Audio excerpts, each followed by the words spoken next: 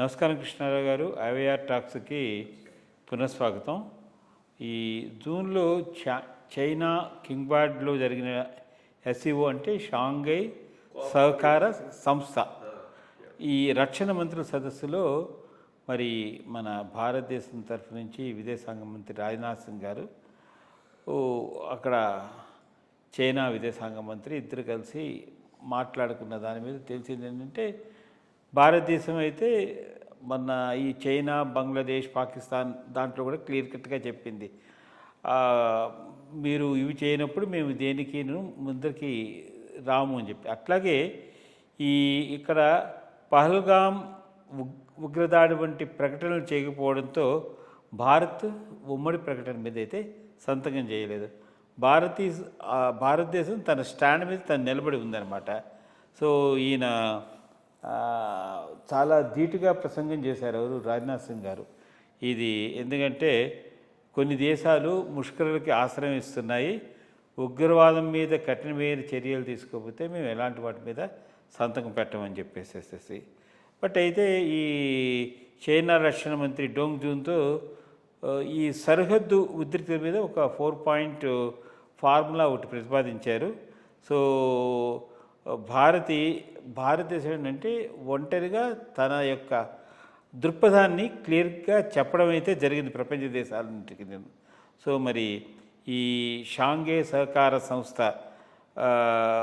బహుళ దేశాల వేదికలో భారతదేశం తన అభిప్రాయాన్ని చెప్పడం నిజంగా చాలా హర్షించిన విషయం. సో మరి ఈ భారత వైఖరి, మరి ఈ నైతిక అధికారిక రాజకీయాల మీద దీని మీద ఒక చిన్న ప్రస్తావన మీ దగ్గర నుంచి. ఒకటి, చైనా పాకిస్తాన్ మధ్య నెలకొన్న ఈ స్నేహం అనేటటువంటిది భారతదేశానికి చాలా చాలా అడ్వర్స్గా ఎఫెక్ట్ చేస్తూ ఉంది. మొన్ననే మనం డిస్కస్ చేసాం. చైనా పాకిస్తాన్ను, బంగ్లాదేశ్ ఫారిన్ మినిస్టర్లను పిలిచి స్ట్రాటజిక్గా ఒక మీటింగ్ చైనాలో పెట్టింది. ఇది రెండో దెబ్బ. ఈ షాంఘై కోఆపరేటివ్ ఆర్గనైజేషన్ అంటే ఇది పెద్ద వైడర్ కంట్రీస్తో ఉన్నటువంటి ఒక మల్టీలేటరల్ ఆర్గనైజేషన్. మొత్తం సెంట్రల్ ఏషియాలో ఉన్నటువంటి దేశాలు, సౌత్ ఏషియాలో ఉన్న దేశాలు, చైనా కలిసినటువంటి బ్రాడర్ ఆర్గనైజేషన్. ఈ బ్రాడర్ ఆర్గనైజేషన్ జాయింట్ కమ్యూనికేలో పాకిస్తాన్ బెలూచిస్తాన్ ప్రస్తావన తేవటంలో సక్సీడ్ అయింది.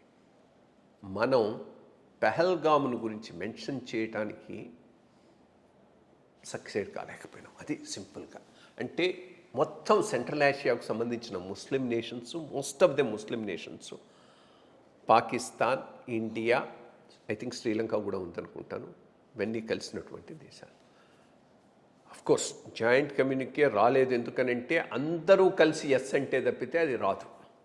రాజ్నాథ్ సింగ్ నో అన్నాడు కాబట్టి జాయింట్ కమ్యూనికే రాలేదు.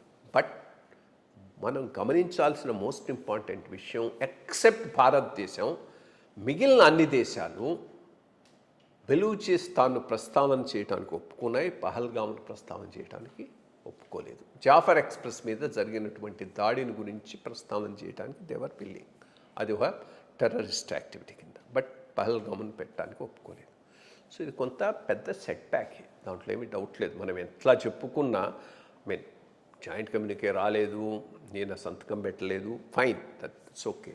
బట్ ఓవరాల్గా మాత్రం ఇది స్ట్రాటజిక్గా ఒక పెద్ద దెబ్బ కిందనే మనం భావించాలి. ఎస్పెషలీ సెంట్రల్ ఏషియన్ కంట్రీస్తో మనం రిలేషన్షిప్ను బెటర్గా బిల్డప్ చేసుకోవడానికి ప్రయత్నాలు అయితే చేయాలి. బికాస్ ఈ షాంఘై కోఆపరేటివ్ ఆర్గనైజేషన్ను చైనా డామినేట్ చేస్తూ ఉంది. చైనాకు వీటన్నిటికీ చైనాకు సంబంధం ఉంది. ఇది టెరిటోరియల్ సంబంధం, అన్నిటికీ లింక్ ఉన్నది, ల్యాండ్ లింక్. మనకు లేదు. మనకి అది అక్కడ కట్ అయిపోయింది. ఇటు నుంచి పాకిస్తాన్, అటు నుంచి చైనా మనం కట్ చేసేసాయి ఈ సెంట్రల్ ఏషియన్ రిపబ్లిక్స్ నుంచి. చైనా రెండోది బెల్ట్ అండ్ రోడ్ ఇనిషియేటివ్తో అక్కడంతా ఇన్వెస్ట్మెంట్లు చేసింది. సో చైనా వాడు బాగా అక్కడ అయ్యేటటువంటి అవకాశం ఉంది. అందుకని మొన్న కూడా మనం డిస్కస్ చేసినప్పుడు దీన్ని కౌంటర్ చేయాలంటే మనం కొంత అమెరికా హెల్ప్ తీసుకొని చేయొచ్చు. But America should be a long term reliable Ali. ఆ పరిస్థితిలో అమెరికా యొక్క యాటిట్యూడ్ ఉండటం లేదు. సో మనం వీఆర్ లెఫ్ట్ నోవేర్, అటుకు పోలేము ఇటుకు పోలేము. చైనా మన వల్ల కార్నర్ చేస్తుంది. ఇది చాలా చాలా డేంజరస్ సిచ్యుయేషను. ఐ థింక్ మన ఫారిన్ పాలసీని చాలా చాలా కేర్ఫుల్గా దీన్ని ముందుకు తీసుకుపోవాల్సిన అవసరం ఉంది పరిస్థితి.